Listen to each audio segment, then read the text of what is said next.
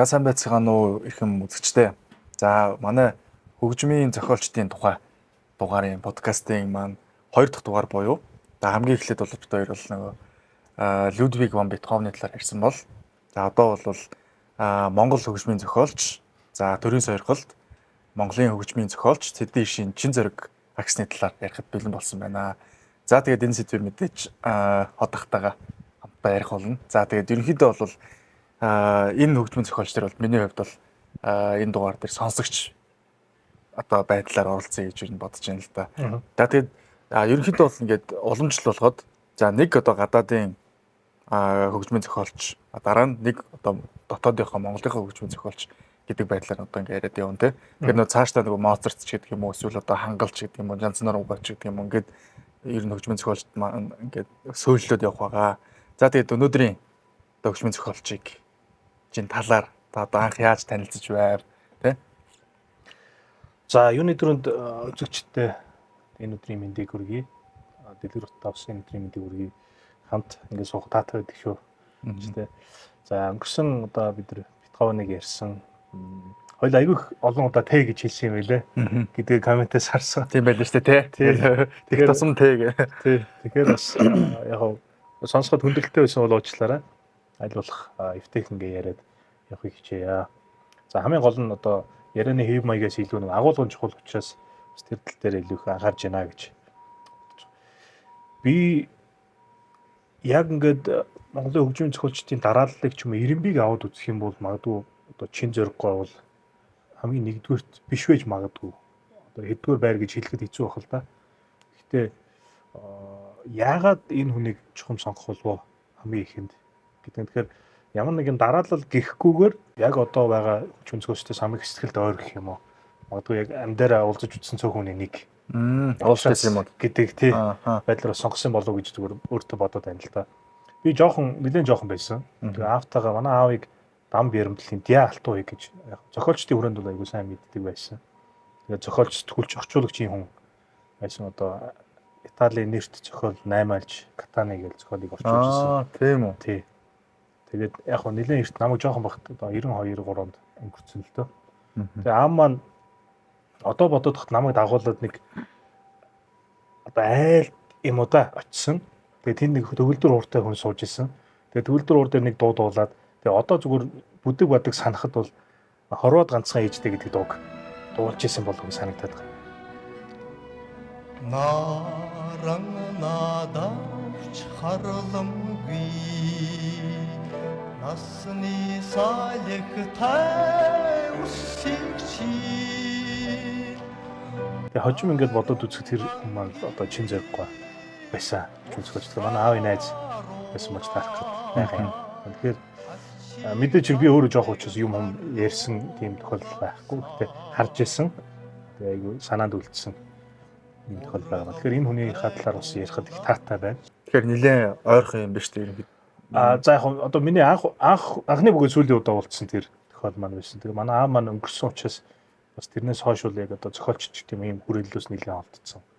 Явсан гэсэн үг л дээ. За тэгээд ер нь бол 90-ад оны ихээр энэ төрийн сойрхолд хөгжмийн зохиолч чин зориггүй дуунууд бол маш их явдаг байсан. Тэгээд өнөөдөр бол зохиолч байгаа талаар ярингаа бас хэд хэдэн дууны уран бүтээлүүд юм бас тодтогч яриул өс зүгээр юм болов уу гэж бодлоо л доо. За мэдээж бүх одоо дууг нь ч юм уу тий дан хөгжмийн бүтээлүүдийг нь эсвэл одоо симфонуудыг нь ярих боломжгүй өнөөдрийн цагт боломжгүй учраас цөөхөн хэдэн хүмүүсийн сайн мэддэг бүтээлүүдийг ярих гэж бодож байна. За ерөнхийдөө хөгжмийн зохиолчийнхоо амьдрал ер нь намтрын талаар те хэдэн онд төрсэн бэ? Хаана одоо хөгжмийн боловсрол олж авсан бэ гэдэг талаар нь те. За Цэдэн Ишийн чин зориг гэдэг хүн маань болохоор одоо 1955 онд төрсэн байгаа.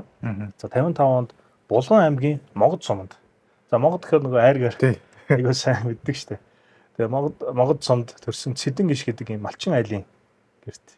За яг албан ёсны намтар дээр нь бол малчин ардын гэрт гэж хэлж байгаа. Хуучны яриагаар бол за ийм айл төрсэн. Дээрээ нэг эгчтэй. За тэгээд айлын ганц хүү. Ер нь бол их инхри хүү байсан гэж хэлж байна. Ер нь ээжтэй хайртай Ээжийнхүү. Одоо мами бой гэх юм уу та.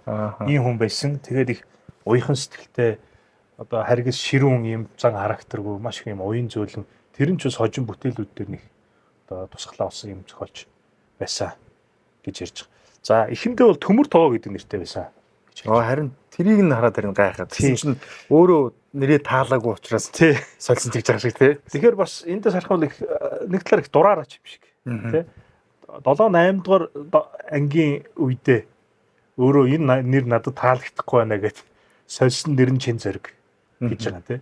Тэгэхээр одоо юу гэдэг чинь одоо хэвээрээ байсан бол энэ нэр нь хэвээрээ байсан бид нар одоо төрийн сойрхолт төмөр тоогоо гэж ярих нь шүү. Төмөр тоогоо гэж ярих нь шүү дээ. Тэгэхээр ийм үйл явдал болсон юм байлээ.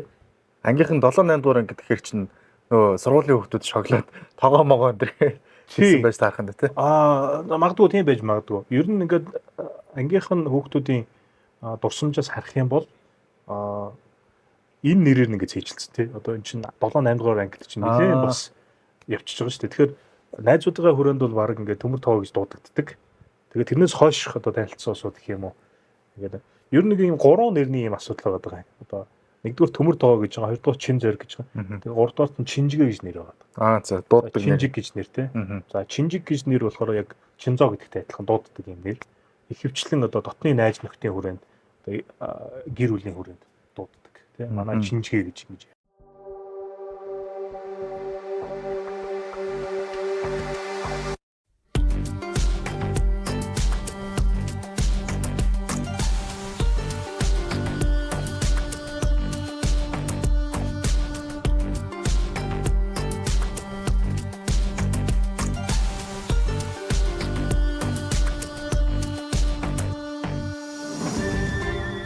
Дээд зэрэглэлийн 100% бүр хорхойн торг хамгийн тансаг хийж тод торг. Одоо бид тээр анх удаа энийг одоо энэ сэдвээр ярьж байгаа биш. Энэ сэдвэр бас зөндөө нэвтрүүлэг юмнууд болж исэн. Одоо нэвтрүүлгийн подкастныхаа бас төгсгөл хавьд бас би бас нэг сонирхолтой түүхийг хуваалцсан. Тэр маань бас тэр нэвтрүүлэгтээс холбоотой ийм түүхүүд байгаа. За ингээд 1955 онд төрөөд за 71 онд Улаанбаатар хотын багш нарыг бэлтгэх сургууль гэж байгаа. Хөгжмийн ангид суралцсан. За энэ бол одоогийн бол МОБИС буюу за намайг баг байхад үед бол ОБИС гэж ярьдаг гэсэн. Улсын багшийн сургууль. Одоо болохоор Монгол улсын боловсролын их сургууль. Улсын сургуульд одоо ингээд суралцсан. За 75 онд хөгжмийн багшийн мэргэжлэр гэж төгссөн байна. Ингээд ерөөсөө ингээд анхнаасаа хөгжмөр явсан. 16 настайдаа анх их сургуульд ороод 20 настайдаа төгсөж байгаа юм биш 75 онд гэхэр чинь. Тий.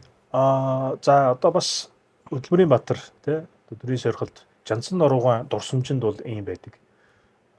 Анх 7 дугаар ангид нь олж хараад за тэгээд шалгалт аваад дөлгөөн хэрлэн гэдэг дуугаар шалгалт аваад тэгээд их сургууль тэнцвүүлсэн, оюутан болгож тэнцвүүлсэн гэдэг нэг ийм яриаг ярьж ирсэн.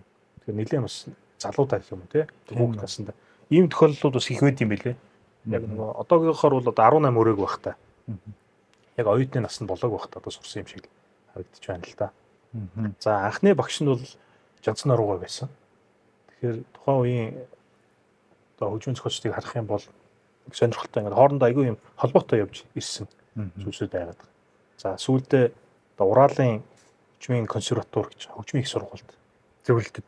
Тий, одоо зөвлөлт холбоод ус тухайн үеийнхаар бол одоогийн бол Оросын холбооны улс.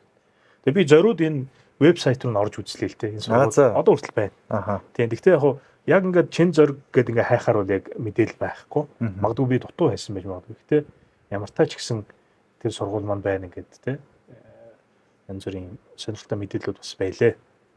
За ингээд хөгжмийн мэргэжил эзэмшсэн. Тэгээд 1976 онд яруу найрагч Бавгийн лавсгэрн гэж бид нар сайн мэднэ. Лавсгэрнгоотой хамтран Үүлэн Цэнхэр хангаа гэдэг дуунд анхны аяыг хийсэн байна. За энэ аяыг хийгээд анхны энэ Монголын дууны урлагт одоо хөл тавьсан гэх юм уу да. Авч гисэн энэ түүхтэй юм байна. Тэгэхээр Лавсгэрнгийн шүлэг болон чин зоригийн ай гэд дуу бүтсэн юм ба шүү дээ тий.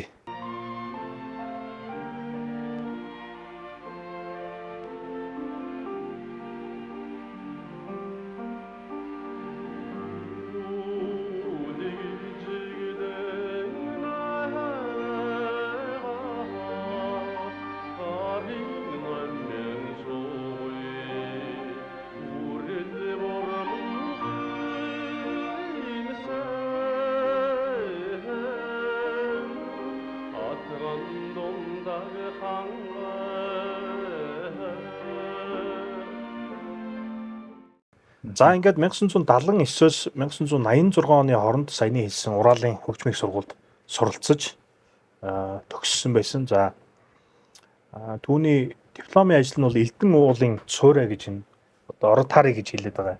Ер нь яг ингээд нарийн хайгаад үзэх юм бол найрал дуу гэдэг юм л да. Гэхдээ Тэнгэрлэг тойс гэх юм уу да. Тиймэрхүү ихтэй нэлээд хөгжмийн том хэмжээний бүтээл.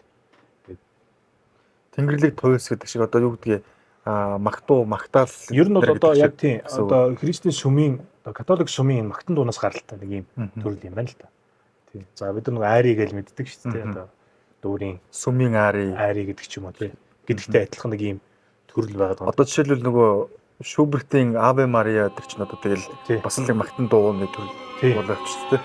Тийм. Одоо яг юун дээр бол сүм дээр бол сүмийн хүрээнд бол химнэл гэж их ярьдаг. Одоо ерөнхийдөө ийм юу гэмтэй нэг намуухан аятай тийм ийм дуунууд. Сүүлийн үед одоогийнхоор бол одоо рок ийм магтан дууч байдаг болцсон, хипхоп магтан дууч байдаг болцсон тийм. Сүмийн үү? Сүмийн. Тийм үү? Тийм. Тухайн үед бол одоо 1800 оны үед ч юм уу 1700 оны үед зохиогдсон дуунууд бол дандаа нэг химнэл маягийн ийм зөвлөлийн химнэлтэй ийм дууд байдаг байсан байна. Тэгэхээр энэ сүмийн магтан дуу болон энэ бас энэ бусад хөгжмөд нэлээд уялдаа холбоотой байсан юм дэсэн харагдаж байгаа л да. Яг нөгөө Америкийн кинонууд дээр харахад жишээлбэл нөгөө протестант сүмийн магтан дуунууд гэсэн чинь бүр ийм хөгжилтэй бүр ингээд юу эвдсэн те нэг юу гэдгийг уламжлалыг эвдээл галгаа ташаал бүжиглээл бүрдэгдэг шүү дээ те. Тиймэрхүү байдлаар магтан дууг одоо Элдэн уулын цуурай гэдэг одоо магтан дуу. За тийм. Одоо ерөнхийдөө бол энэ харамсалтай нь энэ Элдэн уулын цуурай гэдэг энэ бүтээлийн бүтэн бичлэгийг би олоогүй. Зүгээр хаг суус юм одоо нэвтрүүлгийн завсар ч юм уу орсон бүтээлийн одоо энэ бичлэгийг үзэж яхад бол хөгжим найрал одоо симфони найрал хөгжим тоглоод цаана ингээд эрэгтэй эмэгтэй хоор зогсож байгаа. Тэгэхээр тодорхой хэсэгт нь ороод ихэнх хэсэгт нь хөгжим явдаг ийм бүтээлэл байгаад байгаа юм л да. За тэгээ энэ бүтээлээ их сонирхолтой байдлаар хийсэн гэж боддог. Түүх хуваалцаад. Тухайн үед бол бас одоо дүүрийн дуучин одоо за гавьяач жүжигчтэй ган хуйг гэж байдаг одоо мартагчгүй намар кинонд тоглодог дуучин байдаг. За дуучин Эрдэнэбат те гавьяач жүжигч. Энэ хүмүүстэй хамт одоо сурж исэн байгаад. Тэгэхээр дээр доор курст ч юм уу те. Тэгэхээр одоо бидний мэддэг олон хүмүүс хамт сурж исэн байна л да. За тэгээд дипломын ажлынх нь хугацаа болоод идэг. Гэтэл манай шин зэрэг хөгжмийн зохиолч маань яг одоо нөгөө хийж амжаагүй яваад идэг. Цаг нь болоод идэг, толоод идэг те. Гэсэн чинь нэг өдөр одоо Эрдэнэбат гавьяат шин зэрэг одоо хөгжмийн зохиолчийг бариад багш нь авчих гэсэн багт. Тэгсэн чинь багш нь гэрт нь соожлоод хоолонд бүх юм өгнөгөөд за чи бүтээлээ хий. Тэ диплом хийж хугацаа боллоо. Ингээд үлдээсэн дараа гаргана гэдэг. Тий. Тэгээд за хэр хугацаа өнгөрснийг би сайн мэдэхгүй байна. Ямсаас маш богино хугацаанд гаргаж ирсэн бүтээл гэж. Тэгээд дипломын ажлыг за бүтээл бичих нэг хэрэг тийм ээ. Зохиолыг хөгжмийн зохиолыг бичих нэг хэрэг. Тэр зохиолыг нэг тоглогдчихж хамгаалдаг юм байна л. Тэнгүүд тэрийг одоо хэн тоглох уу? Хэн дуулах уу гэдэг чинь бас асуудал. Гэтэл одоо дөнгөж юу гэдэг чинь маргаашийн шалгалт байлаа гэхэд өнөөдөр шинэ зохиол одоо Орос хүүхдүүдэд өгвөл тэд нар дуулахгүй гэж байгаа юм. Би над чинь цээжилж амжихгүй тийм боломжтой амжихгүй. Тэгээ яасан гэхээр тухайн үед хамт сурж исэн монголчуудыг гал тий одоо гуйж шít тий. Тэгээд биемдээ туслаад за магадгүй тий. Ингээд биемдээ туслаад ингээд тий одоо диплом ажлаа хамгаалж чадсан гэж. Тэгээ хамгийн сонирхолтой нь энэ бүтээл сүүлд одоо ЮНЕСКОгийн одоо фондонд тий орсон гэж. Монголоос тий. Тийм сонирхолтой. Тэр талаар бас нарийн мэдээллийг бол бас харж чадаагүй. Тэгээ энийг илүү нарийн дэлгэрүүлээд судлаад ингээд явал бас их сонирхолтой санагдсан. Тэгээ Элдэн уулын цуурай гэж би бол анх удаага л сонсч байна. Тий. За яг бид нар ч нөгөө ингэдэг штэ. Илүү нөгөө нийтийн дууны төрлийг бид нар аягүй сайн мэддэг тий. Одоо намрын дурсамж ч гэдэг юм. За гэдэг ч юм. Гэтэл одоо яг хөгжмийн бүтээлүүд ч тийм үү. Яг үнэхээр өдөр болгон очиод үздэг хүмүүс биш бол сайн мэдэхгүй юм тохиолдол бас байдаг байх л та. Тэгэхээр бас тэрний нэг жишээ байж магадгүй. Мэргэжлийнхэн ч юм уу ийм хүмүүс бол энэ дунд бол маш өндөр үнэлгээтэй юм бүтээл юм байна гэж ойлгосон. За ингээд сургуулаа төгсөөд тэгж Монгол улс руугаа босч ирээд тэр одоо 86 он төгсөн гэхээр за нэг ойролцоогоор 7 жил Уралын хөгжмийн сургууль сураад за тэгжээд одоо жинхэнэ 80-аад он гэдэг чинь Монголд одоо бас социализмын нэлээд дэлгэр одоо юу гэдгийг миний одоо л төгсгөл үе. төгсгөл үед ирсэн байгаа шүү дээ. Тий. Гэхдээ ингээд хараад байхад ер нь 80-ад онд маш олон кинонууд хийгдсэн байна. Маш олон ном хэвлэгдсэн байна. Дандаа л социализмын үед хэвлэгдсэн номууд гэхээр нэг 83 он, эсвэл 89 он ч гэдэг юм уу. Бас 80-ад он миний хувьд бол Монголын социализмын бас нэлээ өндөр Prosperity гэдэг шиг тий. өндөр зэгтээ хүрсэн тийм үе байсан болоо те. За энэ үед нь одоо чин зэрэггүй Монгол руугаа иржээ. Тий. Социалист нийгмийн бас нэг ийм онцлог нь юу байсан бэ гэхээр одоо бидээс би ч одоо бас жоохон хүүхэд байхгүй тий. Яг тухайн үед амьдарч байсан хүмүүсийн хувьд бол бидрээс дээш үеийнхэн дээдлийн үеийнхний хувьд бол яасан гэхээр сургуулийн хуваар сонгодог. За тэгээд өөрийнхөө чадал чансаа тий боломжоор хуваараа сонгодог. Тэгээд очиж суралцдаг. Тэгээд тэрнийхээ дараа илгээлтээр ийшээ тийшээ ингэ томилогдож явдаг. Одоо манай одоо үүдч энэ салонд нэг ойдолчин хэрэгтэй байна гэвэл одоо явуулаад хоошоогоо тэмцэж тийм үү сургуульд явуулаад буцаагаад ирнэ шүү гэдэг хандлагатаар яваад. Яг тэрэн шиг хөгжмийн зохиолч маань болохоор төгсөж ирээд хамгийн анхны ажилласан газар нь болохоор Баян-Хонгор аймгийн хөгжим драмын театрт ажилласан байдаг юм. Аймгийн театрт гэсэн. За би бас азтай тохиолдолд тэр аймгийн театрт орж үзчихсэн. Их гоё театр байдаг юм байлээ. Баян-Хонгорын театр. Тэгээд яг одоо их орчин үед орсон гэсэн үг шүү дээ. Тухайн үед ямар байсан юм сайн мэдэхгүй байна. Ямар ч тач гэсэн тэнд ажиллаж исэн. За тэгээд 1988-аас 96 оны хооронд Монголын хөгжмийн зохиолчдын хороо гэж байдаг. За дууны уран бүтээлийн дараагаар тус ажиллаж исэн байна. За 1996 оноос хойш одоо 2000 он нас барах хүртлээр ерөнхийдөө чөлөөт уран бүтээлч чуб гэж ярьдаг. Чөлөөт уран бүтээлч. Тий. Ижсэн гэж одоо ийм надартай хүн юм байна гэж. Таны яг түрүүний нөгөө өмнөх илгээлтээ эздэг гэдэг шүү дээ. Тэр бас айгүй нэг тийм гоё соёл байсан юм шиг санагдаад байна. Яг ингээд шинэ залуучуудыг өдөө орон нутг руу аваачаад соёл түгэх, амьдрал суралцах, туршлагатай болгох гэдэг. Тэгээ бүхий салбарын хүмүүс явж байгаа шүү дээ. Тэгэл яг тэр хүмүүс чинь нөгөө орон нутгийг хөгжүүлэх, нөгөө 5 жилийн төлөвлөгөөнүүдэд бий. За тэгээ орон нутгийн хүнтэй гэрлэх. За тэндээ үлдэх. За ингээд нөгөө хүн амын хуваарлт нь хүртэл чал өөр болчихж байгаа шүү дээ. Хөөхөн хүүхдүүд төрөх гэл тий. Тэгээ юу хаав байсан те. Яг болгон Баян-Хонгорч гайгүй л дээ те. Гэхдээ ер нь одоо хаав байсан говьалтай хүн бол нэг хинтээ аймагт амьдарч байх нь бол энгийн үзэгдэлч гэдэг юм уу те. Тэгэхээр маш гоё юм соёлын солилцоо гоё ингэж явагдчихсан байна гэдэг. Тий. За ингээд ерөнхийдөө бол хамгийн харамсалтай за энийг бид нар бол бас ярина. Гэтэ хамгийн харамсалтай нь жоохон төрүүлээд дуртахад энэ агуу гайхалтай хөгжмийн зохиолч маань 45 наслсан байна. Тэгээ одоогийн бидний одоо ингээд одоо юу гэх энэ өндөрлөгөөс гэх юм уу те бидний харьцангуй ингээд наснасаа ингээд бодоод үзэхэд маш богино нассан байна. Тэ 45 гэдэг бол юу гэсэн үг вэ те? Одоо магадгүй за 60 хүрсэн бол бас нэг хэрэг, 70 хүрсэн бол бас нэг хэрэг те. 45 гэхэд маш залуухандаа одоо өнгөрсөн байгаад харамсалтай. Гэхдээ энэ хугацаанд маш их гайхалтай бүтээлүүдийг төрөж үлдээсэн юм хүн хайж таарад байна л да. Тэгээ нийтдээ 300 гаруй дуу, за найрал дуу, одоо цөөхөл хөгж одоо болон найрал хөгжим зориулсан 400 гаруй бүтээл гэж одоо маш их хэмжээний бүтээлийг нэг 20 жилийн хугацаанд тий хийж бүтээсэн байна гэж. За яг дэлхийн одоо суперстаруудыг битэрийг яг жоохон халилаа гэж шүүмжилж магадгүй. Гэхдээ зүгээр сонирхуулахад жишээлбэл Beatles бол нэг интегр рүү явж уран бүтээл хийж байхдаа жилд 600 дуу бичсэн гэж ярьдаг. Төөх буюу одоо жилд юу гэх өдөрт 2 дуу багхгүй тий бараг л. Гэтэ тэр бол амар суперстарууд гэсэн үг шүү дээ. Жилд 600 дуу гаргаж байгаа юм уу? Дуу гаргасан. Beatles хамтлаг уу? Хамтлаг. Тийм үү? Тий. Бичсэн гэсэн үг. Одоо гаргасан биш. Одоо мэдээж хэрэг нөгөө бичлэг энэ төр юмнууд хийгээд аяг уудсан шүү дээ. Зүгээр бичсэн гэсэн үг. Дуу одоо үгийг бичээд аянд бичсэн. Тэгэхээр ингээд бодохоор бас за энэ хэмжээний бүтээл гэдэг нь бас маш их хэмжээний бүтээл байгаад байгаа байхгүй. Тэгэхээр ийм байдлаар ерөнхий бол намтар нь бол ийм байгаад байна. За тэгээд эндээс бид нар яа харахгүй нэг Монголын ард түмний хүмүүсийн сэтгэл зүрхэнд үлдсэн хэд хэдэн бүтээлүүдийг дурдах хэрэгтэй байхаа гэж бодож байгаа тийм. 30 золохын өрөөл гэж сайхан дуу байна. За Элдэн уулын цорой гэж түрүүн ярьсан. За дууны хорвоо гэж дуу байгаа. За хорвоод ганцхан ээжтэй ус мөрөн олон чиг гих мэтчлэн ийм олон дуунууд байгаад идэг.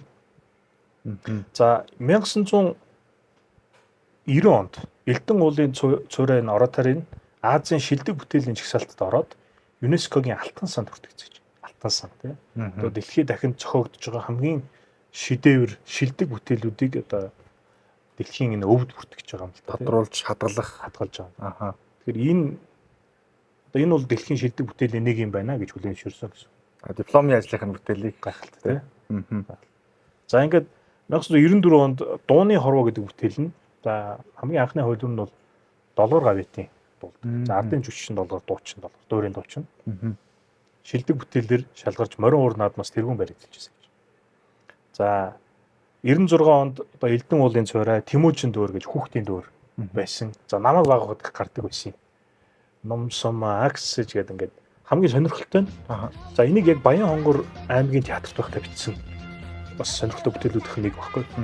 Тэгээ энэ бүтээлийг бичээд хөгжмийн хүүхдүүд тоглодог. Дууга хүүхдүүд тоглодог. Тэгээд хүүхдүүдийн өөрсдийнх нь.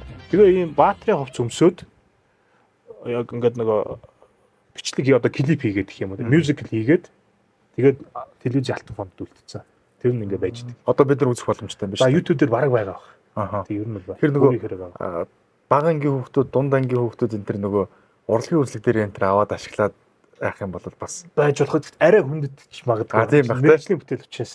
Тийм. Ямар ч тач хүүхдүүд гэхээр яг консерваторид бол угаасаа тоглогдсон юм байна. Тийм. За тэгээ ийм Тэмүүжин дөөр тэгээ үүлэн цэнхэр хангаа намрын дурсамж учин золгохын өрөөл гэдэг бүтээлүүдээрээ төрийн сойргол хүрсэн байна. 1996 онд. Өөрөөр хэлбэл одоо нэг төр сойрхон гэдэг шиг тийм. Төрд данстай тийм хөгжим зохиолч болж байна. За 55 онд төрсэн 96 он гэхэд 41 наснда энэ хүн төрийн сойрголт болчихж байгаа. Тэгэхээр бас нэлийн залуу. Нэлийн залуу да. Тийм. Ер нь бидний мэдэх ихэнх алдтаасууд бол дандаа 50 60 гэдэг ингээд явдаг шүү дээ. Хамгийн залуу авсан хүмүүсийн нэг бол бас нөгөө дуучин болдог шүү дээ. Тийм байна. Төрийн сойрголт. Тэгэхээр ер нь баг ойролцоо юм шүү дээ. 40 гэдэг хэрчнэр. Тийм байна. Ойролцоо авсан. Бас сонирхолтой жишээ. Тийм байна тий. Тэгээ дуучин бол бас сонирхолтой жишээ болж байна. Хамгийн залуудаа гэдэг категорит нэрээ байж болох юм байна тий. Хамгийн залуудаа төрийн сойргол хүртсэн зохиолч тий болон дуучдаг юм уу? Тийм. За түрүүн би анх дурдчихсан ерөнхийдөө бол энэ хөгжмийн зохиол чин зоригын тухай нэвтрүүлгүүд хэд хэд байдаг. За дуу төрсөн түүх гэж 99 онд бүтэгдсэн одоо 25 дахь телевизийн нэг нэвтрүүлэг байна. Энэ бол яг намрын дурсамж гэдэг дууг тодорхойлж яг тухайн үед зохиожсэн хөгжмийн зохиолч үгийг зохиожсэн одоо сэтгүүлчтэй зохиолч дуучин энэ уурыг оролцуулаад юм. Одоо бол айгүй түүхийн юм ховор баримт болчихж байгаа байхгүй. Ийм гайхалтай бас нэвтрүүлэг болж исэн. За эргэн дурсах мартахгүй гэдэг ийм хоёр дугаартай бүтээл байна. За саяхан бас MJL радиогоор бас хөгжмийн зохиолчийн талаар ярьж ирсэн гэдэг. Ингээд олон нэвтрүүлгүүд бас эцэн ус их байдаг юм билэ. За гэхдээ энэ бол яхаарахгүй одоо гайхалтай бүтээлүүдтэй хүн учраас үргэлж бид нар ярьж явах хэрэгтэй хүн юм болов уу гэж бодоод өнөөдөр бас сонгосон. Саяны таны нэр дөрвдөг бүтээлүүдээс яг таны хувьд хамгийн дуртай. Ер нь бас үзэгчдэд одоо ингээд хайгаад YouTube дээрээс ч гэдэг юм уу олоод нэг сонсчод маш гоё шүү гэж санал болгох тийм дуу уран бүтээл байна уу? За мэдээ чирэг олон байгаа. Гэхдээ яг нэг ийм зүйл байх шиг байна. Одоо жишээлбэл Дууны хорвоо гэдэг бүтээл байгаа. Дууны хорвоо гэдэг бүтээл бол аюу гоё бүтээл. Гэхдээ илүү яг нэг дуурийн дуучин дуулахад зориулсан. Мэргэжлийн бүтээл байгаа байхгүй. Тэгэхээр яг найран дээр ч гэх юм уу те хамт олноороо суугаад дуулахад бол жоохон тохиромжгүй байж магадгүй. Гэтэл намрын дурсамж гэж бүтээл байна. Айгу энгийн юм шиг мөртлөө ноот нь их энгийн явж байгаа юм шиг мөртлөө тэр их гоё юм аялгуулаг, гармонлог ийм бүтээл байна. Тэгэхээр магадгүй намрын дурсамжийг хэлж болох байх. Би өөрчсөн заримдаа их дуулах аялах дуртай ийм дуу. Таны над руу нөгөө явуулдаг чинь намрын дурсамж. Намрын дурсамж тий. Тэгвэл ийм санаа байна л да. Одоо ингээ хоёулаа нэгэн тал одоо ингээд ярьж байгаа юм чинь. За төрийн сойрхол чин зориггүй намрын дурсамж гэдэг уран бүтээлийг та төгөлдөр ховор дээр тоглосон тэр явуулсан бичлэгийг хажуугаар нь оруулаад тэгээ үзэгчдэд яг энэ чин зориг агсны уран бүтээл нь юугээрээ гоё энэ хөгжим нь яг ямар хөгжим бэ гэдгийг шууд танаар дамжуулаад үзэгчд хүргэх тийм саналтай байна л да. Хэрвээ та эсэргүүцэхгүй гэх юм бол за би бол эсэргүүцэх юм алга. Зүгээр үзэгчд маань хэр таалагдах юм байгаа тий. Яг би өөрөөр ер нь тоглолцсон. Яг нотоор гэхээс илүү зүгээр сонсголоороо мэдрэмжээрээ тоглолцсон. Тийм зүйл байгаа. Байж болно. Асуудалгүй. За тэгвэл яг одоо явлааш.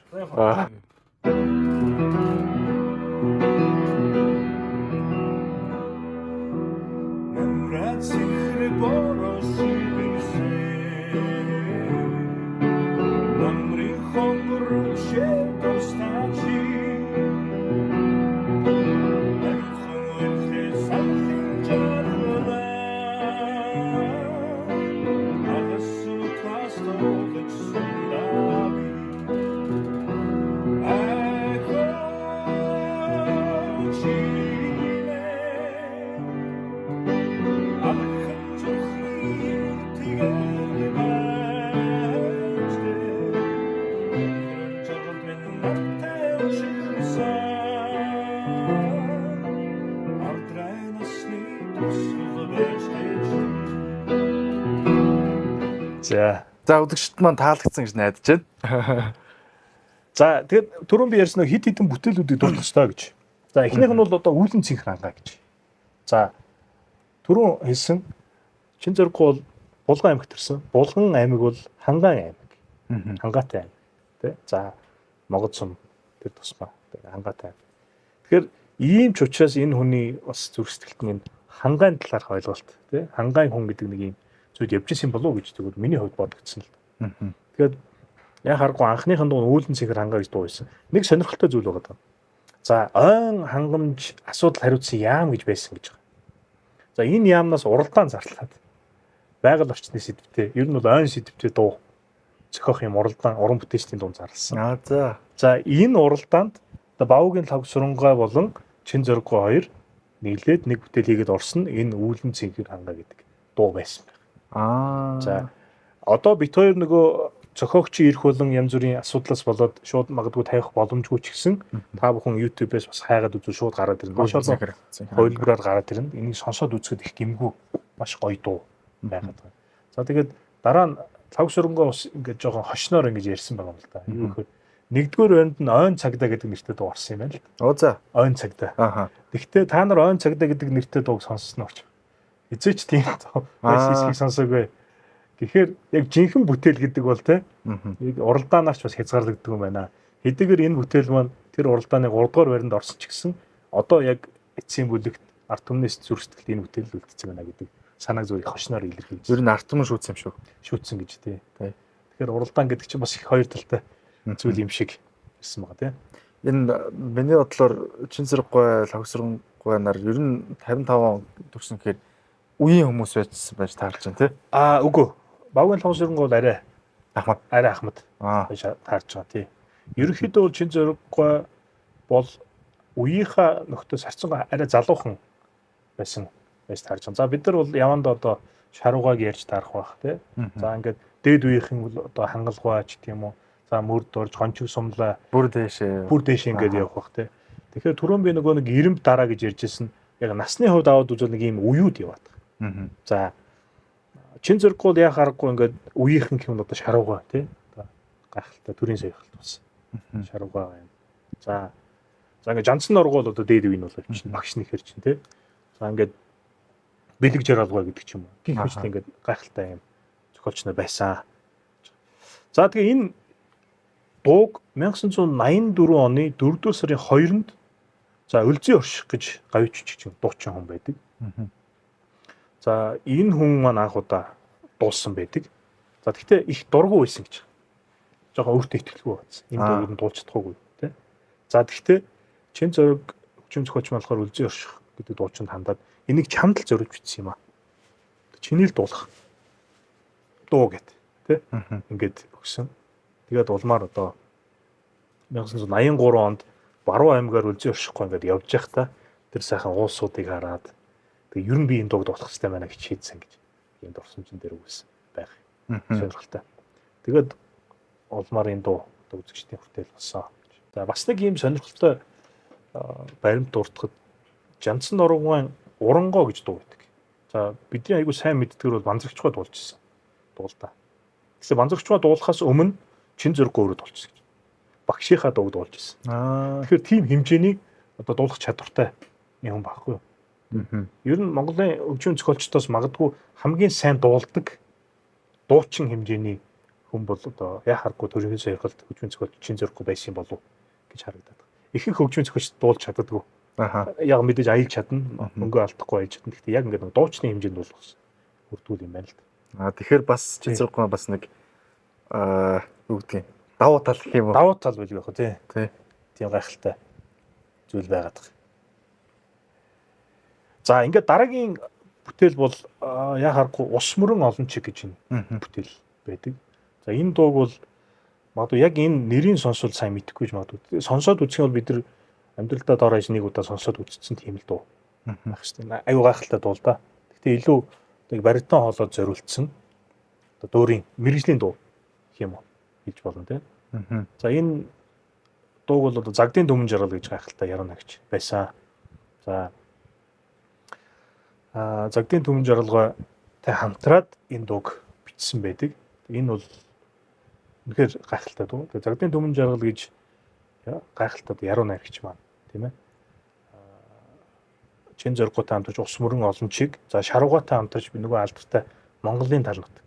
Камертай хамтлаг бас дуулдаг шүү дээ. Сүүлдээ тэр дууг зохиосон байна. За бэлэг жаргалгаатай хамтарч дуулж л явах хэвээр гэх мэтчлэн ийм хөгжмийн зохиолчтой хамтарч гайхалтай бүтээлүүдийг бас хийсэн байгаад байгаамаа.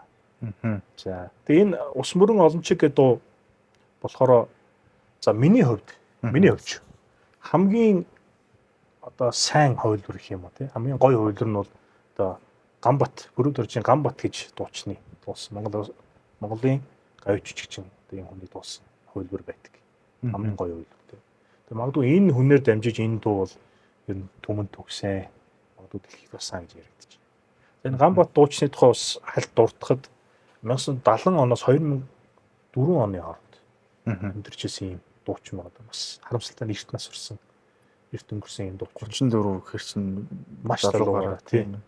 Тэгээ энэ дуучин маань 2000-аас 2004 оны хооронд Новосибирскэд одоо театрт нь дуучнаар ажиллаж байгаа. Тэгээд одоо Оросын холбооны улсад бас өнгөрсөн байдаг харамсалтай түүх байдаг. Тэгээд ер нь бол ингээд хөгжмийн зохиолчд ярихдаа Гамбат гэдэг дуучин бол дэлхийн одоо яг суперстар, дөөрийн суперстар болохынхаа өмнө өнгөрчлөө дөө гэж ингэж харамсч ярьж байсан олон хүний сонсч байсан. Ийм харамслаад үг. Тэгээ яг энэ хүний яг хамгийн амьдруулсан бүтээл яа харахгүй юм дуу гэж таарч байгаа л да. Одоо юу гэдгийг хараад байхад ихэнх л хөгжмийн зохиолч нар ер нь одоо тэгэл социализмын үеийн нөгөө шигшмэл гэдэг шиг л сэхэтнүүд бүгдээрээ л Оросын холбооны зөвлөлт холбоод улсад боловсрол эзэмшсэн хүмүүс байна да тий. Яг бид нар одоо коммунист гэдэг ч юм уу социалист гэдэг талаас нь харуул ингээд муу сайнаар олон талаас нь харж болох байх. Тэгээ яа харахгүй сонгодог урлаг. Энэ хөгжмийн урлаг талаас бол одоо энэ зөвлөлтийн школ, тэгээ Оросын школ бол одоо ч гэсэн бас шилдэгтэй ордог юм школ байгаад байна л та. Ер нь тэгэл опера, балет тий. Тэгэл сонгодог урлагийн бүх л хэлбэрүүд одоо ч Оросд одоо чангастай тий. Балетээр бол дэлхийд 1 номерт гэдэг хэлчихэд баг хэлсдэггүй хаа. Тий. Одоо нэг биш юм агаад хоёрт байнга явж байгаа ч тий. Тэгэл одоо юу гэдгийг одоогийн ч гэсэн Оросын холбооны улсын театрууд, хүүхэлдэйн театр ч гэдэг юм уу, за эсвэл босод жүжиг тавьдаг театруудыг ингээ харахад ер нь Оросууд бол бас сонгодог урлагтай босод ард түмнүүдтэй харьцуулахад харьцангуй тийм ойрхон юм шиг санагдсан л да. Тийм болохоор урлагаараа дамжуулаад, уран зохиолоороо дамжуулаад хүмүүст амьдралын сайн сайхныг бэлгэлж тэ. Тэгээд одоо нөгөө хүүхэд багчуудыг залуу үеэ бас ингэж хүмүүжүүлдэг юм шиг санагдсан л та. Тэгээд тийм учраас бас ингээд Битүүрийн одоо энэ ярьж байгаа юу гэдгийг Бетховен ч гэдэг юм уу, Моцарт, Чин зэрэггүй одоо ингээд цаашдаа ингээд ярих хөгжмийн зохиолчд бол тэр чигээрэл соён гэгэрүүлэх ажилд идэвхтэй шамдаж орсон. Тэрүүгээрээ зохиол бүтээлээ дамжуулдаг. Тэгээд хамгийн гол зорилго бол тэгээд сайн сайханд хүрэх, сайн сайхнууд тэмүүлгэл байгаа шүү дээ, тий. Ер нь урлаг уран сайхантай одоо магадгүй жинхэнэ утгаараа ойрхон байсан хүн бол одоо бас нэг хүнд муухан хандахгүй ч юм уу тий. Үнтэй зөв сарцахгүй байх гэж одоо итгэж байгаа. Тэгээ үнэхээр одоо хөгжим тоглоод дуулдаг хүн бол өөрийнхөө сэтгэлийг ингэж илэрхийлдэг гаргадаг хүн бол бас тэр болгонд их аимшигтай хүн болоод ах нь нэг муу хүн бол байхгүй хаа. Юу л бол гэж зүгээр итгэж байгаа юм л да. За дараагийн уран бүтээлийн талаар ярихаас өмнө бас үзэгчтэй ямар газар сууж байгаагаа бас хэлэх хэрэгтэй байх те. Тод торго гэж үндэсний брэнд байгаа. За тод торгийнхоо захиалгын төвөөс нь өнөөдөр бит хоёр хөгжмийнхөө 2 дугаар дугаарыг хийж байна л да. Тэгээ хамгийн гол нь нөгөө маш гоё юм гоё торгонуудтай материалын ингээд суугаад ярих бол ингээд бас гоё тийм энерги байд юм байна те. Дээрээс нь Монгол хөгжмийн зохиолчийг тод торгоос сэтгүүлж одоо бас төлөвлөгийг таатай байна. Та бүхэн бас гоё ийм торгон дээлч гэдэг юм уу гэдэл ингээд авах хүсэх юм бол тод торгоор ирээд за энд ирээд бүх л төрлийн материалын тул байна те. Тэгээд захиалга өгөх бүрэн боломжтой шүү. За дараагийн уран бүтээл. За дараагийн уран бүтээл дөрөв ярьсны дагуу магадгүй хамгийн алдартай бүтээл болов ард түмний донд. За намрын дурсамж. Намрын дурсамж. Ер нь нэрнээс эхлээд жоох нэг юм өөтэй. Аа. Тий. Тэгээд дурсамж. Гэхдээ маш юм гоё утгыг агуулж байгаа. Тэгээд хөгжмийн зохиолчийн маань өөрийнх нь ярьсан нэвтгүүлгийг би үзэхэд бол хөгжмийн зохиолч өөрөө юу гэж ярьж байгаа гэхээр энэ бол одоо эрэгтэй эмэгтэй хоёр хүний тухайч дуу биш юм аа. Ер нь энэ бол хоёр эрэгтэй хүний нөхөрлийн талаарч дуу байж болно. Эрэгтэй эмэгтэй хүний бие бинийгээ сонсон сэтгэлж байж болно. Ерөнхий утгаараа ер нь хүн хүнтэйгээ харилцах, хүн хүнийгээ дурсан санах тухай дуу юм а гэж хэлжсэн намайг их таалагдсан. За энэ дууг 1988 онд буюу нөгөө нэг Баян хонгорын театрт байхдаа бичсэн гэж байгаа. Тэгээ анх яг ингээ өөрийнхөө өрөөнд пианон дээр ингээ тоглоод айхөө чимэн алган зүрхний гэдээ явдаг штэ. Энэ дахилтын хэсэг нь л ороод ирсэн. Өөр нөгөө бадаг байхгүй. Тэгэл жоохон байж байгаа л айхөө гэдээ болоод байдаг. Хүмүүс тухайн театрын хүмүүс ингээд тойроос зогсчихсан ингээд ямар гоё аяа вэ. Тэгээ тухайн үед бол театрын зохион байгуулагчаар одоо Намжимын Сүхбат гэж одоо алдартай сэтгүүлч юм зохиолч хүн ажиллаж байсан байгаа. За энэ хүн маань болохоор 1963 оноос 2002 оны үед амьдарч байсан. За одоо сонин сэтгүүлд ажиллаж байсан бас ийм туршлагатай гайхалтай зохиолч хүн байсан байна. Энэ хүн маань одоо мэдээж тухайн үед хамт ажиллаж байгаа найз гэдэг утгаараа байнга бүтээл юмнуудаа ярилцдаг, солилцдог. За ингээд нэг юм гоё аяа байна. Гоё шүлэг хийгээч гэсэн. Нэг юм намрын тухай шүлэг байсан юм байна. Тэгээ Сүхбат гэж хүнд тий. Сүхбат зохиолчд намрын тухай шүлэг байсан. За тэргээ жоохон өөрчлөөд тэгээ энэ намрын дурсамж гэдэг дуун дээр ингээд оруулсан чи яг болж байна. Хэлж байгаа юм л да. Дуу буцсан түүхийн хувьд бол тий. Буцсан түүхийн хувьд бол тий. Тэгээд Чин Зоригко бол ерөнхийдөө үгийн маш их мэдрэмжтэй хүн байсан учраас үгний шүлгийг их голдог байсан гэж. Тэгээд ер нь баргийн шүлгийг голно. Тэгээ өөрөө засварчдаг гэсэн. Тэгээ зөвхөн хөгжмөө биш, үгээ бас айгүй мэдэрдэг. Ямар үг, ямар өргөлтөн дээр ороход зүгээр вэ? Ямар аян дээр орвол зүгээр вэ гэж. Одоо яг энгийнээр хэлэх юм бол гунигтай үг ийм жоохон юм минорлог тий. Гунигтай явж байгаа аян дээр орох юм бол илүү их хүнд наалдаж өгдөг ч юм уу.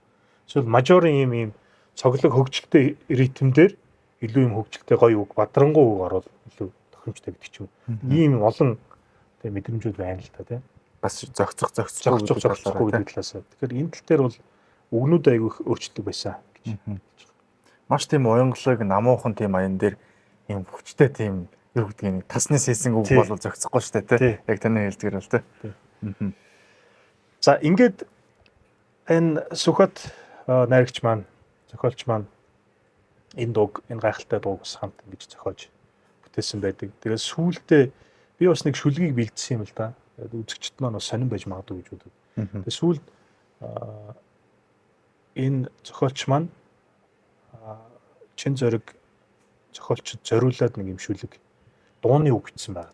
Ер нь бол. За энэ дууны үгэн дээр ая хийсэн хүн болохоор Сэрод гэж. Гайхалтай хөгжмийн зохиолч хүн. Сэрод болов. За тэгж санаж байна. Тийм буруу байл уучлаарай. Яг гэсэн Сэрод гэж гайхалтай. Одоо бидний мэдхээр Монголын үнэртэй салхич гэдэг юм уу? Гайхалтай дуунууд юм. Зохиолч тийм. Ийм зохиолч маань болохоор өөрөө Чин Зориг зохиолчийн шавна гэж явдаг юм байна. За. Тийм. Тэгэд энэ шавна одоо намрын дурсамж дээр хамтарч ажиллаж исэн зохиолчтой хамтраад нэг дуу одоо бүтээсэн. Гэтэ энэ дууг бол би олж чадаагүй. Энэ бол байдгүй юм байна гэж ойлгосон. Одоо бичлэг нь бол энэ тийм нэг түгээмэл байдгүй юм гэж байна. Гэтэ шүлэг нь надад айгүй таалагдсан учраас би зориуд ингээд аваад ирсэн юм л да. Энэ дээр юу гэж хэлж юм хэрэг нутагтаа бутсан чамаагаа гэдэг юм дуу. Ихтэй зохиосон тийм. Зөөлөн алхсандаа зөрөөд бутсан чинээ сонсонгүй. Нулимс илбэх хорвоодоо уйлахаас өөр хайргүй. Энэ бол яг ингээд уран бүтээлч хүндээ хандаж их гоё юм сэтгэлийн бөгөөд ийм харуулслын үгийг одоо бичсэн байгаад байна л да. За тэгээ бид нар он цагийг хараад үзэх юм бол хөгжмийн зохиолч маань 2000 оны 12 сард өнгөрсөн байдаг. За одоо саяны Сүхбат зохиолч маань болохоор 2002 онд насурсан. Ерөнхийдөө их ойрхон тийм өнгөрсөн байна да гэж. Бид нар яг уу чи мэдээч хэрэг шууд хамаарал байхгүй ч гэсэн бас ингээд уран бүтээлч улсууд бол яахааргүй ингэж нэгнээ өгүүлдэг те гансардаг сандаг ийм зүйлсүүд байдаг юм болоо да гэж бодож ирсэн л та. За ингээд намрын дурсамж дууг бидэрт хүргэсэн одоо үнэхээр хит болгосон бол яахааргүй солгой төмөр үе гэж те Монгол улсын гавьяач гэж. За хан хинти чуулгын буюу одоо Хинтээ аймгийн дуучин гэж те төмөр үе гэж гитар бариад болдог дуучин байдаг. Миний санаж байгаа нөгөө Улаанбаатарын үж сайн байна Улаанбаатар гэдэг бол Хайдвын Төмөрбаатар буюу өөр тий одоо Баян Монгол чуулгын дуучин Төмөрбаатар шүү дээ. Одоо илүү эстрад Төмөрбаатар гэх юм. Тийм. За би бас аюу азтай. Аха. Төмөр Батруутай нэг цаг хөөрөлдөжсэн. За. Дээр үед тий. Аха. Аюу азтай. За энэ одоо бидний ярьж байгаа төмөр хоёрыг тий Төмөр Бат Төмөр хоёрыг гэж хоёр өөр хүн байгаа тий. За Төмөр хоёргоо маань болохоор одоо бидний мэдэх олон дууны ухаарж амьдрах хорвооч тийм тий. Хорвоод ганцхан ээжтэй. За одоо энэ дээр бол намрын дурсамж гэдэг энэ дуунуудыг дуулж амьдруулсан. Тэгээд тухайд 90-ад онд бол 80-ад оны сүүлээс 90-ад онд бол морин хуур гэх мэтчлийн дууны ийм наадмууд болдог байсан. Тэгээд ийм дууны наадмууд дээр нөгөө дебют гэж нэрлэгддэг штэ. Тухайн дууг зохиочод анх удаа ингэж хүмүүс төлөвлөлдөг. Тэгээд хүмүүсийн сэтгэлд аягүй хүрдэг те. Сайн дуу бол аягүй хол явдаг. За муу дуу бол тэгсгээд ингээд болчихдөг. Ийм байсан юм байна. За тэгээд анх ингэж дуулсан байгаа даа. Гэхдээ Төмөр Хуйгаа бол энэ дуугаа өөрөө олж авсан гэж ярьж байгаа. Юу гэхээр эхлээд одоо Баян хонгорын театрт Төмөн Жаргал Ерөөлт гэж хоёр хоолоогоор салгаж дуулдаг байсан баг. Энэ дууг анхандаа бол. Тэгээд сүүлдээ Төмөр Хуйгаа энэ дууг сонсоод олж мэдээд за ийм гоё дуу байдаг юм байна. Гээд ингээд чин зөрөггүй дээр очиод дуу авах үедээ нэг өшгөр хоёр дуу авсан нь одоо намрын дурсамж хорвоод ганцхан ээжтэй гэдэг хоёр дуу. Хоёр супер дуу тийм супер хит дуу гэсэн байгаа даа. За ингээ хоёул ингэ мэдээж хэрэг хит болгосон. Ийм түүхтэй байлээ. Жансан дургууныг удаа хэлсэн байгаа даа. За юу ч хэлсэн хэрэг ер нь за миний ойлгосноор бол энэ нэвтрүүлэг дээр чин зөрөггүй буюу одоо өөрийнхөө шавийнхаа өөдөөс харж байгаад хэлсэн. Ийм үг байна. Юу гэхээр Монголын хөгжмийн одоо 80-90-ад оны хөгжмийн урлагийг дууны урлагийг чин зөргийн намрын дурсамж зүүдний говь. За үүлэн цэнхранга ус мөрөн олон ч гэж энэ дөрвөн дуугүйгээр одоо энэ 20 жилийг төсөөлөх аргагүй гэж хэлсэн байдаг. Тэгэхээр маш том төлөөлөл гэж хэлж байна. Маш гайхалтай зүйлийг хэлж байгаа. Тэгээ энэ Монголын дууны урлагийг одоо энэ дөрвөн дуугүйгээр төсөөлөх боломжгүй гэж. Тэгэхээр саяны дурддагдсан нэг дууг бол бид нар яриаг байгаа. Тэр бол зүүдний говь гэж дуу. Энэ бас Вавгийн лав сүрэнгөө таамтарч бичсэн. За өмнө нь одоо хангаан талаар бичсэн бол одоо ингээд говийн талаар бичиж штэ тий. Яагаад за хоёулаа хангааг бичсэн чи говийг бичиж гэж ярьсан үгүй гэдгийг бол мэдэхгүй. Гэтэ ямар ч гэсэн ингэж таарсан. Говь хангаа хоёрыг хоёулаа бичсэн. Тэгээ маш гайхалтай дуу болсон. Чимцэйгаа одоо шарын чимцээ гэж тий ардын жүжигчин гайхалтай дуучин. Утын дууд болдог гэдгийг сайн мэддэг тий. Тэнгэр ээж минь өршөө. Тий чимцэйгаа анх дуулсан байдаг. За ингэж дуулахдаа илүү нэг юм этник маягийн ардын дуу маягийн анх хөлбөр нэг гэж авсан. Дараа нь 90-ад оны дундуур одоо Жоны манлаа дуучин тий поп дуучин Саран туяа дуулсан байдаг. За миний санджаар хэрэг зүг бол аргагүй амраг цомогт орсон санагдаад байна. Нэг юм хуучны дуундыг сэргээж дуулсан юм цомог байдаг шүү дээ. Одоо аргагүй амраг тэргээ тий. За энэ цомогн дээр дуулаад илүү поп маягаар дуулсан. Тэгэхээр ер нь бол альва дууг нөгөө ремейк хийхдээ унгаачаад идэх тохиолдол байдаг шүү дээ. За гэтэл яг энэ дуун дээр бол яхааргүй хоёулаа супер юм авилар болчихж байгаа. Тэ? Нэг талаасаа юм этник маягаар, артын маягаар аюу гоё хийцэн, нөгөө талаасаа поп маягаар аюу гоё. Тэгэхээр бид нар та бүхэн одоо YouTube-оор ороод хоёр хөлөний хоёулыг сонсоод үзэр юм бол гайхалтай гоё тоо. зүүдний говь гэж хагаал зүүдний говь гэж хаа тий. Тэгэхээр яхааргүй зүүдний говь гэж дууг ярих өстой дуу байгаамаа. За магадгүй сүүлийн дуу. Бас нэг дурдах өстой дуу бол дууны хорвоо гэж дуу байгаад. За түрүүн би дурдсан Загдын Төмөн Жаргал гэж гайхалтай тий. За энэ зохиолч байлаа. За энэ Загдын Төмөн Жаргал болохоор 1953 оноос одоо 2012 оны хооронд амьдарч ирсэн юм байгаад байгаа. Ерөнхийдөө бол саяхныг хүртэл бас байсан. Сүүлийн жилүүд бол одоо Европт амьдарч ирсэн юм байдаг байсан. За Загдын Төмөн Жаргал бол одоо чин зөрөггүйтэй хийсэн яахааргүй гайхалтай бүтээл бол энэ дууны хорвоо гэдэг дуу. За долларгуу бол хамгийн анхны хувилбарыг дуулсан. Тэгээ сүүлд ингээ хайгаад үзэхэд маш олон хувилбар дуулсан л байдаг юм байл л тийм. Долларгуу өөрөө дуулаад бас шавнартайгаа дуулсан ч гэдэг юм уу. Эсвэл шал өөр усуу дуулсан ч гэдэг юм. Хоёр олоор дуулсан гэдэг байгаад. За энэ дууны үгийг яахааргүй бас за бүтнээр нь уншихад ч жоохон урт. Гэхдээ нэг хідэн мөрийг уншиж өгмөр санагдав. Тэг. Энэ бол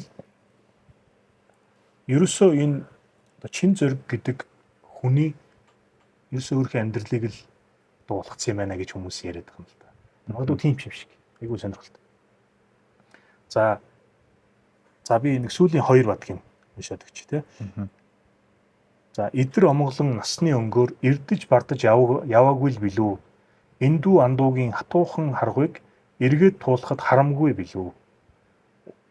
Уянга яруухан дууны хорвоод удаан амьдрмаар санагдаад байх юм аа гэж. Айхтар мөр байгааз тий. Мөнгөн сарны уйтай замбууланг мөнхийн юм шиг санаагүй л билүү. Сүүдэр гэрлийн алагхан заяаг сүүмэлзэд өнгөрөхөд харамгүй л билүү. Айдсан яруухан дууны хорвоод дахин төрмөр байх. Тэр гайхалтай. Тэгэд яагаад чи энэ дууг сонсохоор их жоо гонигтай. Тэр үгийн сонсоод тэгээд хөгжмийн зохиолч амьдралын ингээ бодохоор жоо гонигтай биш. Гэхдээ нэг сонирхолтой point байгаа. За би түрүү ярьжсэн шүү дээ. Санаж байна уу? Гэр бүлэгч. Тий. За 1999 онд одоо 25 дугаар цууг телевизийн захирал Алтай гэдэг хүн. За Ган Мигмар гэдэг сэтгүүлчийг одоо дуудаад даалгавар өгсөн байна л да. Ямар даалгавар өгсөн гэхээр за чин зөрөг хөгжмийн зохиолч гайхалтай төрийн сэрхэл хөгжмийн зохиолчийн биеийн муу байна. Биеийн таархан байгаа. За энэ хүн дээр очиод дуу төрсөн түүх гэдэг нэвтрүүлгийг яаралтай бичиж аваа. Энэ дуу одоо нэвтрүүлгийг хий гэдэг даалгавар өгсөн байна. За ингээд бас тохиол нь бүрдэж өгөхгүйгээр явсаар байгаад тэр нэг 99 онд очсон юм байна. Очсон байгаа. За энэ үед бол ерөнхийдөө одоо хөгжмийн зохиолчийн маань ээж нь хамт амьдардаг байсан. Ерөнхийдөө насаараа хамт амьдарсан гэж байна л да. Тэгээ мэдээж ээжийн хүү байсан, ээжтэйг хайртай, ээжтэйг аим. Тэгээ ээж нь хүмүүсийг бас уруу татах вэ гэж те архитарс магадгүй ингээд уруу татах вэ гэж хүмүүстэй уулзах дургу. Тийм учраас маш хэцүү байдлаар зөвшөөрөл авч очсон гэж ярьж байгаа л да сүүлд. За ингээд Ган Мигмар гэдэг юм залуухан өсвүй очиж байгаа. Очоод тэр үед бол чин зөрг ингэж ерөнхийдөө хэвтэрт байсан. Хагас хэвтэрт гэх юм уу да. За ингээд намрын дурсамж гэдэг дуу яаж төрсөн бэ? Ямар хүчтэй вэ гэж яриулаад, саяны түүхүүдийг яриулаад. За ингэж явж байхдаа яасан бэ гэхээр өөртөө байсан юм хурцэг юмнууд бүх юмнуудыг өгсөн байна сэтгүүлчд. За ингээд та нарт хэрэгтэй бол ингээд ашиглаарай. Дууга бичсэн, хөгжмөө бичсэн тийм энэ хурцнууд хэрэгтэй бол ашиглаарай гэдэг. За тэгээд дараа нь залгаад далим гаргаад залгаад тий далим гаргаад залангуудаа за танаа монтаж юу болж байна би очиж харъя гэд тэгээ босоод ирсэн гэж. За тий хөвтчээс үн шүү дээ. Тэгээ босч ирээд ив ирүүл юм шиг болов. Тэгээ монтажн дээр очиж суугаад ингэж явсаар гоод одоо эрэгтэй эмэгтэй хүн хорвоогийн жамаар тийм үү. бие биендээ дасаад тий тэгээд ингээд нэг гэр бүл болж байгаа юм уу? Ингээд гэр бүл болсон байна. 99 онд. За ингээд хамгийн харамсалтай нь 2000 оны 12 сард хөгжмийн зохиолч маань нас урж. За маш хүнд өвчтэй байсан учраас одоо өвчний улмаас 45 наснда энэ хорвоог орхисон. За энэ үед бол одоо Ган Мигмар сэтгүүлч буюу эхнэр нь гэргийн бол 2 хүүхэдтэй хоцорсон байсан. За ихэр 2 охинтой хоцорсон байсан. Гэхдээ харамсалтай нь хөгжмийн зохиолч маань ихэр охин 2-оо одоо ихэр 2 охиноо харж чадаагүй. Тийм ийм харамсалтай юм шиг түүхүүд байгаа юм л та. За тэгээд хожим бол одоо чин зөргийн номин цэцэг, чин зөргийн сувдан цэцэг гэж хоёр охин. Хоёулаа одоо хуучнаар бол хөгжим бүчгийг төгсөөд одоо Монгол Улсын консерваторийг төгсөөд 2000 он төрсөн хүүхдүүдсэн үг шүү дээ. Тэгээд төгсөөд одоо бол 25 настай, 26 настай орчим. Тийм байна. Хүүхдүүд одоо юм бүсгүйчүүд яг энэ мэргэжлэр ажиллаж байгаа гэж. Наадах чинь бас ямар сонирхолтой түүх үү. За би бүр сонирхоод нэгийнх нь Facebook бүр олсон. Тий. Гэхдээ одоо бол яг санахгүй байна. Ямар ч хэлсэн би яагаад хайсан бэ гэхээр яг нэг мэргэжлэр ажиллаж байгаа гэдгийг сонсоод хайсан үнэхээр мэргэжлэр ажиллаж байлээ. Тэгээд надад бас их гоё санагдсан. Тийм байна тий. Нэг тийм гонхтой юм шиг. За тэгээд бас саяны одоо хоёр охины сонсохоор бас нэг сайхан юм шиг тий.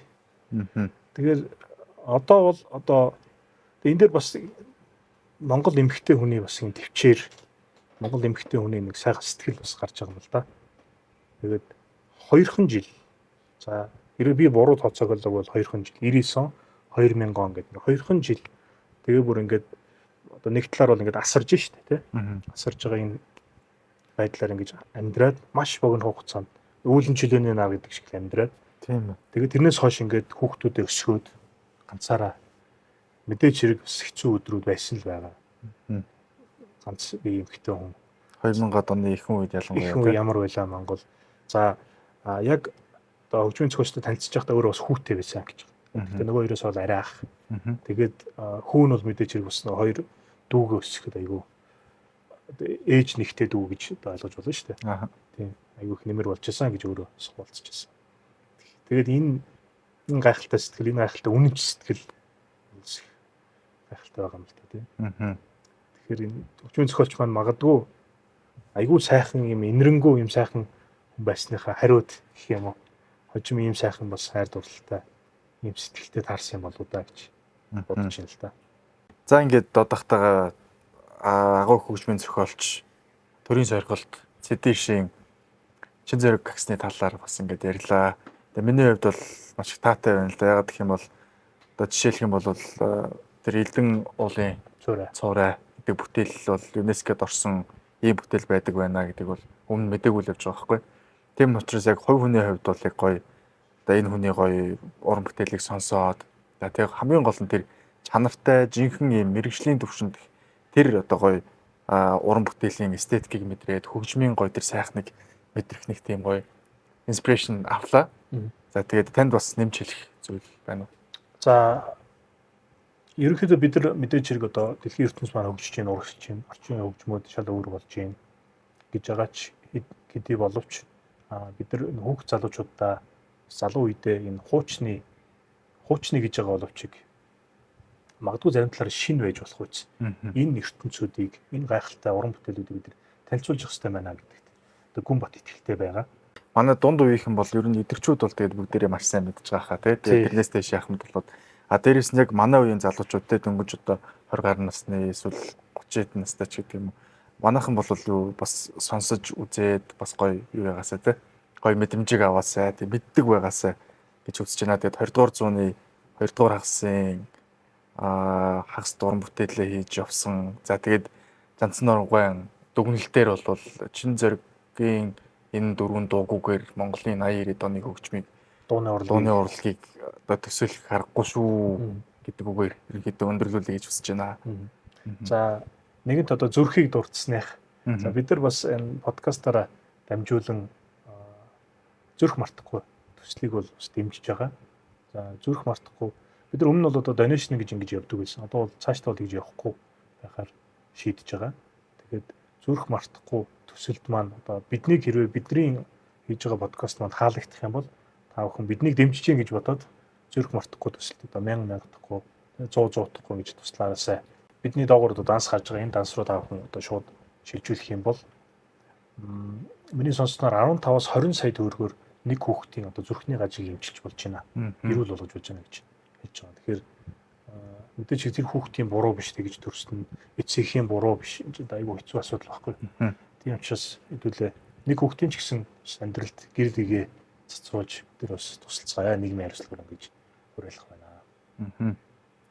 За тэгээд эрхэм үзэгчдээ анхаарал тавьсан явдалд баярлалаа. За тэгээд дараагийн хөгжмийн зохиолч бол агуу их Моцартын талаар ярих байгаа. За тэгээд дараагийн дугаараар уулзлаа. Түр баяртай үзэгчдээ. Баяртай.